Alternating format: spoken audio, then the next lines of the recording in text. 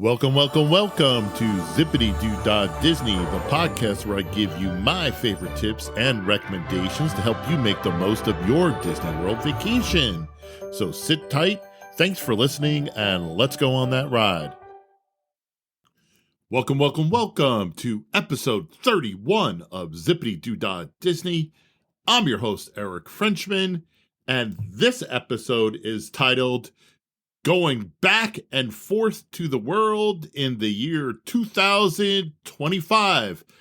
That's right, we just got back from a super fabulous trip to Disney World, first week of December 2024.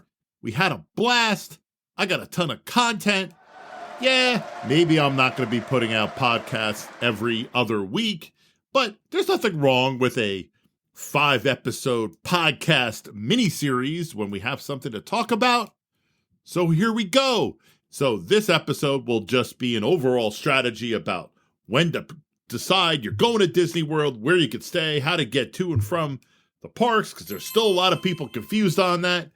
And then we're going to do an episode on food, which is always one of my favorites. And then it's going to be 3 more episodes. We'll do 1 episode of navigating the Magic Kingdom, 1 episode navigating Disney's Hollywood Studios, and then 1 episode for Epcot and Animal Kingdom. So that's how this 5-episode miniseries is going to flow. Thanks for listening.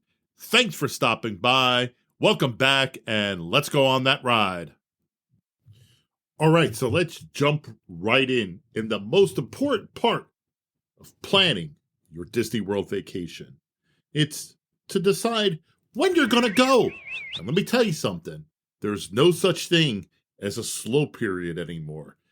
Maybe it's a freaking madhouse, wall-to-wall body period, and then there's periods of time where it's not so crowded.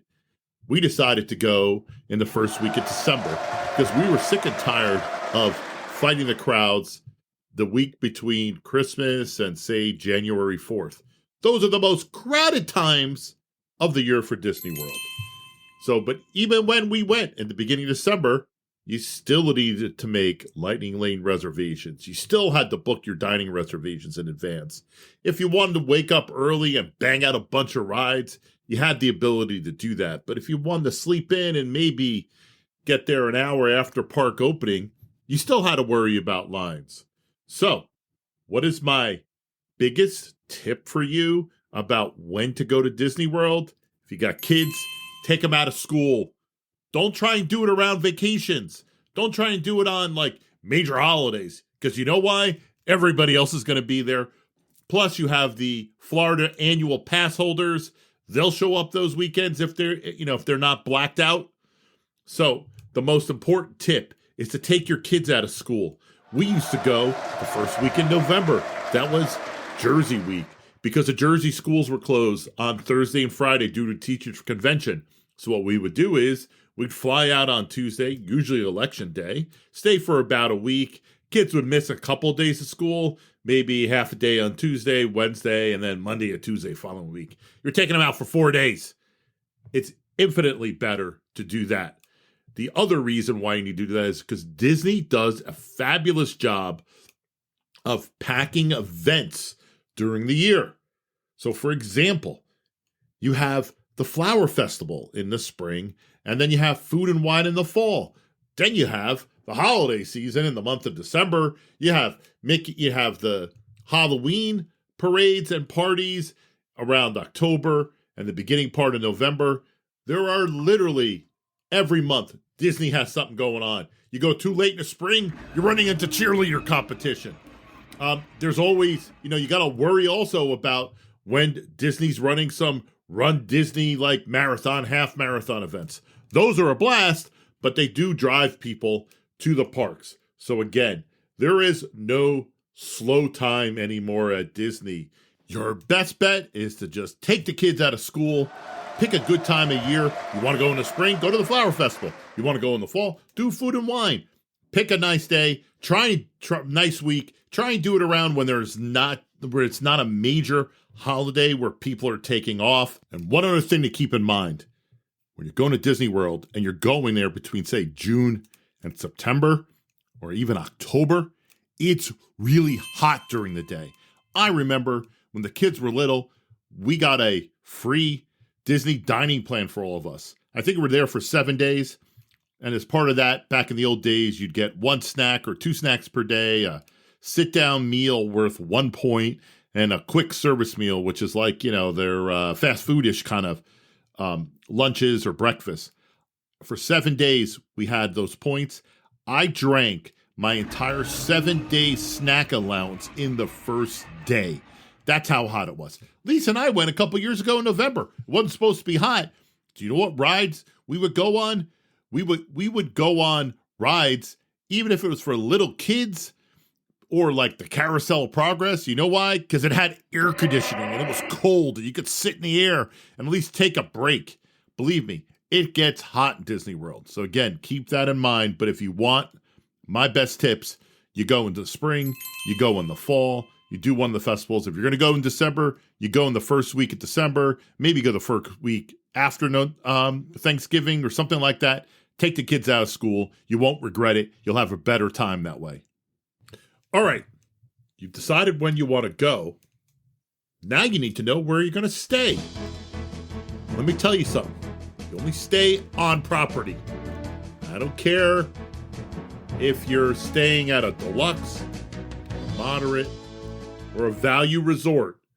You stay on property. Don't go off. I don't care how good the deal is elsewhere. It's not worth it. Listen to me. A couple years ago, Lisa and I decided we wanted to go to not Hollywood Studios, Disney Springs a day early. So we made a reservation at one of my favorite restaurants, Wine Bar George. And we stayed at a hotel near Disney Springs. It was fine. But you know what? It's old. You know what else? It's kind of like they just threw up some Disney names and pictures and stuff. Not a Disney hotel. Staying near Disney. And you know what? When you want to go to one of the parks, you got to get in one of their little buses. Screw that. Ride in Disney buses anyway. Stay on property. Let me tell you why. First of all, blah, blah, blah. You get all the Disney customer service. Everybody greets you. The rooms are clean. You have a problem. They got housekeeping. They'll take care of it for you. Let me tell you what else you get. You get to get into the parks 30 minutes earlier than everybody else. You want to do a rope drop? That's what you do. The park opens at 9. It's 30 minutes, 8:30 a.m. for people staying on property. That's definitely worth it. What else you get? Let's see. Oh, you stay at a deluxe hotel. Every park, pretty much every night, you got to look on the Disney calendar or the My Disney Experience app. You get an extra hour in the parks after everybody else leaves. That's pretty awesome. You know what else you get? You get Disney transportation. You get to ride the monorail. You get to ride the buses. You get to ride the boats. You might even be able to walk to the parks. You get the Skyliners. Yeah, anybody can ride those things once you're at the world. But you walk out of your hotel room and it's right there. Or you're like us. You're staying at somewhere near the Magic Kingdom. You can walk. Walk to the Magic Kingdom. Oh, getting on some other bus. With a bunch of other people. Getting driven. Listen. Stay at the parks. You also get parking if that's what you want if you drove down. Now, you can get deals for Disney hotels stays. They're usually bundled with park passes, and there's nothing wrong with that. Look for those deals. Let me tell you something. Let me tell you a little secret. If you need 2 rooms because you don't want to sleep with your son or daughter anymore, you want your own room, or you need 2 rooms, your kids are too old, you're all not climbing into a king-size bed, 4 of you, sleeping with a head in your, sleeping with a foot or a hand in your head or on your face. You could rent Disney Vacation Club rooms from owners. You could go to Dave's DVC rental. Put in what type of room you need, when you want to stay. And they have Disney Vacation Club owners, like me, that rent their points out. It's a good deal for you. It's a good deal for them. Let me tell you why it's a good deal for you. Let me tell you about the room we just had. It's at Bay Lake Towers, which is the closest you could get to the Magic Kingdom. It's closer to Contemporary, but it's attached to the Contemporary. We had a master suite, king-size bed, TV, hot tub, I guess jacuzzi. That's it, jacuzzi. Bathroom, full shower. And then we had another full bedroom. I think it had another king-size bed, another full bath. Then there's a full bath out in the main living space, including a kitchen, full kitchen, with dishes, plates, pans, refrigerator. Did I have a toaster? Yeah, toaster, coffee maker, microwave. Then like a table. There you go. Sit on another big TV. Big pull-out couch, which, believe it or not, is very comfortable to sleep in. Disney kind of solved one of the great mysteries of the world, how to make a pull-out couch without a bar jamming in your back so you get no sleep. My mother slept on that bed. She didn't have a problem. There's a pull-out bed, too. So you know what? You need a room like that because your family's too big. You don't want to rent 2 rooms. What are you, out of your mind? Go try and see if you could rent DVC rooms. Go to Dave's DVC Rental. That's where I'd recommend. All right. So you've picked the type of room. You got one of my little secrets about trying to rent DVC rooms. Picking your hotel location is key. Let me explain to you. First of all, you got the Magic Kingdom resorts. Bay Lake, Contemporary, Grand Floridian, Polynesian. Those guys are on the monorail. And that's excellent access to the Magic Kingdom. You can even walk to the Magic Kingdom. Plus, those monorails connected to Ticketed Transportation Center, where you get buses anywhere, but screw that. You can then transfer to a monorail to Epcot. So you go from your hotel to Epcot. That's really, really, really cool. There's 2 other hotels. Woo! One's the Wilderness Lodge, and one's the Wilderness Campgrounds. Yeah, campgrounds, just what it sounds like. Wilderness Lodge is awesome. We used to stay there all the time when the kids were little. It's a beautiful hotel. The one knock against the Wilderness Lodge, same thing I would say about the campgrounds, is that your access to the Magic Kingdom is via the boat. It's not a problem. Boat runs nicely. And it's pretty cool. And then if you want, you can take the boat to Contemporary, get off, walk to the Magic Kingdom. That's what you want to do. Not sure it's faster. But then you're also on the buses to everywhere else. But Wilderness Lodge, Wilderness Campgrounds, nothing wrong with staying there. Then you got your Epcot Hollywood Studios hotels. Yep, they're linked together. You got the Yachtsman, you got the beach, yacht. The Yacht Club, the Beach Club, Boardwalk, Swan and Dolphin, Caribbean Beach, the Riviera. You know what makes those all cool? Boat. And you can't walk from the Riviera or the Caribbean Beach, but Yacht Club, the Beach Club, Boardwalk, you could walk. Epcot, done it many times. Not a big deal, 10-minute walk. You could also walk to Hollywood Studios. That's about a 20-minute walk. Both scenarios, you got boat ride access to both of them. It's worth it.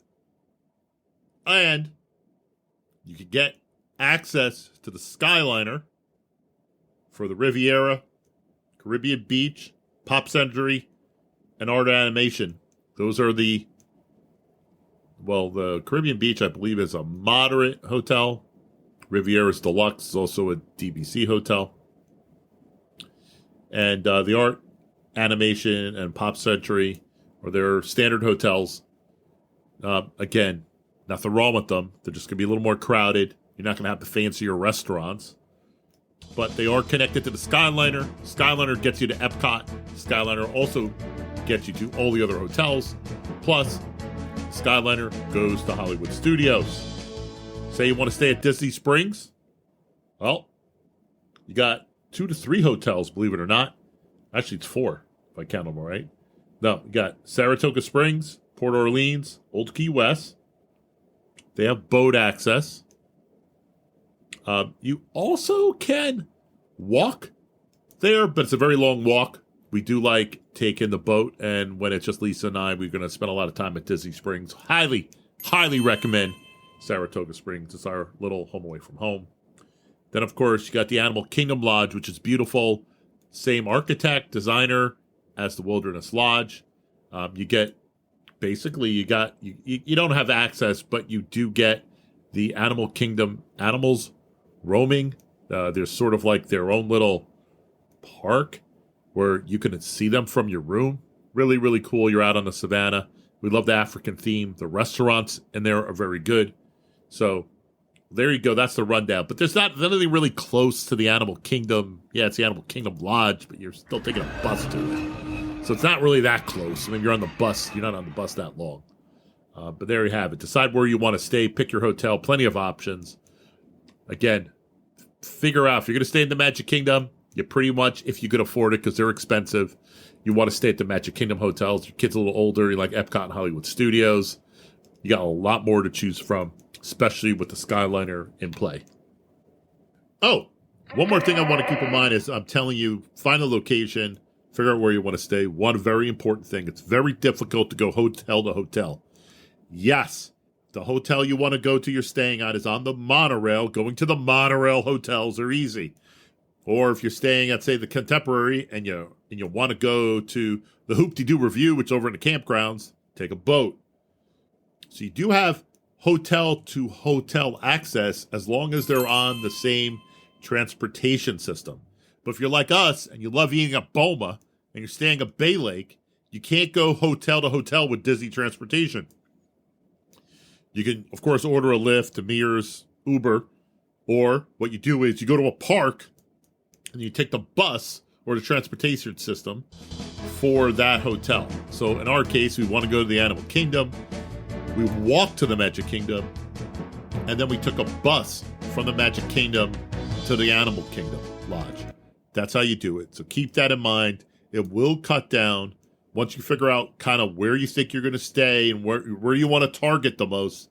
Pick your hotel. Keep in mind, unless the hotels you're trying to go to are on the same transportation circuit, it's very difficult to go hotel to hotel, especially for dinner. So yeah, I just pretty much told you should spend more money to stay at one of the not more expensive, but a more expensive hotel, Disney style, rather than staying off property. But before you do that, you need to look at deals. There are ways to get discounts. I don't think these discounts are huge, but you could usually find a way to shave 5 or 10% off some of your costs with Disney. You could join Disney's fan club, D23. You do get some discounts. You can get a Disney Visa card, and they give you promotions. You can also look online when Disney's running some promotions. Again, when they do that, they're bundling a room, usually with a park pass, and you can get a good discount on that. But then again, you sort of run into the problem if you need more than one room. They do offer military discounts. And then even like I saw this, and you need to check it, but like the Disney Visa card will get a 5% discount on purchasing the Disney dining plan. So there are some ways to figure out how to save money when going to Disney World. So check that out, and the promotions always change. Once you've settled on your hotel, and when you're going, what time of year you're going, and your hotel, the next thing you need to know is you need to buy park passes. And this can get really expensive. Not that the hotels can't get really expensive. They can if you go crazy. But the park passes for me are the most expensive. When you go online, Disney sort of prices them based on day of the week or time of year. So they do have different pricing. They usually start at around, I don't know, somewhere around like 120 a day per park. And that's kind of expensive. But I will tell you, the more days you save, the more days you go, and the more days you buy a park pass, you get a discounted rate per day. So check out Disney, check out the park passes. I'll give you a couple tips. The first thing I would tell you is that decide whether you need a park hopper. It tacks on about $90. You can add park hopper to your park passes after you already get to Disney World, but it's not worth it because they charge you for the entire length of your stay. So if you're staying 7 days, it's like $90 to add the park hopper. If you start off on like you're there on day 1 and day 2, and then day 3 decide you want to add the park hopper, it's $90. So decide on whether you're gonna. We don't use the park hopper anymore. When the kids were little, we'd start off in like the Magic Kingdom and then go to Epcot for dinner. You know what we do? We go to the park. We spend as long as we can at the park, the specific park. We go back to our hotel room. Maybe we change. We go out to dinner, and we go someplace else for dinner. We're a different hotel, going to Disney Springs. Rarely do we go to a different park. If you want to go do park hopping, go for it. But I'm trying to tell you, that's one of my tips now. We don't do the park hopper. We spend the 1 day in the park. We go back. We go to the hotel. We get changed. We go to the pool. We relax. Then we go back out. You would have to go back out to the same park that you visited that day, or go to Disney Springs. It's a good way to save money. The other thing you got to decide is, are you going to get a park pass for every single day? And usually you go, yeah. All right, if you're there for 4 days, you got 4 parks, you're going to want a park pass for every single day. If you're there 6 or 7 days, do you want to go back to the Magic Kingdom for a third day? You want to go back to Epcot? The past trip, just Lisa, Kayla, and I went back out to the park. Yeah, we just went to Epcot for the morning. 2 other party members, Luke and Megan, they stayed at the hotel and had fun on Bay Lake. So they didn't need a park pass the last day. So figure out, maybe you're staying 6 or 7 days. Maybe day 7, you're not going to go to the park. You're going to hang out the pool. Maybe go to Disney Springs. You know, that'll save you some money. And then the final thing is, I do recommend that you get the Disney Memory Maker. It's $185. Sounds like a lot. It's for your entire stay. It's for every member in your party. And what it does is it gets you pictures. You get all the pictures from all the rides. You get, you could go with the Disney photographers that are inside the parks. You get all the pictures you want. You're going to take it's $185. Sounds a little expensive. I think it's worth it. Yeah, you're taking pictures along the way, but I like the pictures on the rides. I like the pictures in the park. They take good pictures. So I don't mind shelling out for $185. So in summary, for the park passes, decide how many days you're going to go. Keep in mind, the longer you stay, the cheaper it is per day. I don't recommend park hopper. I just think it's not going to be worth it, and you're probably tired, and you might as well go back and enjoy the pool, especially if it's hot. You're going to want to be at the pool, not at another park. That'll save you some money. One other thing I forgot, you can add the water parks for $70 per person. I wouldn't do that. If you decide to go to the water parks, buy your water park ticket that day when you're there. But anyway, get the memory maker and decide, again, do you need a park pass for every single day you're there? And that's it from episode 31. I'm back. You got a good review on when to plan your Disney World trip, hotels, even talked about discounting, how to get some all-important discounts at Disney because it's so freaking expensive these days. And I also gave you some tips on purchasing your passes for your trip. I think I'll come back in about 2 weeks or so with episode 32, which will be a review on eating around the world. So, thanks for listening, thanks for stopping by, and thanks for going on that ride with me.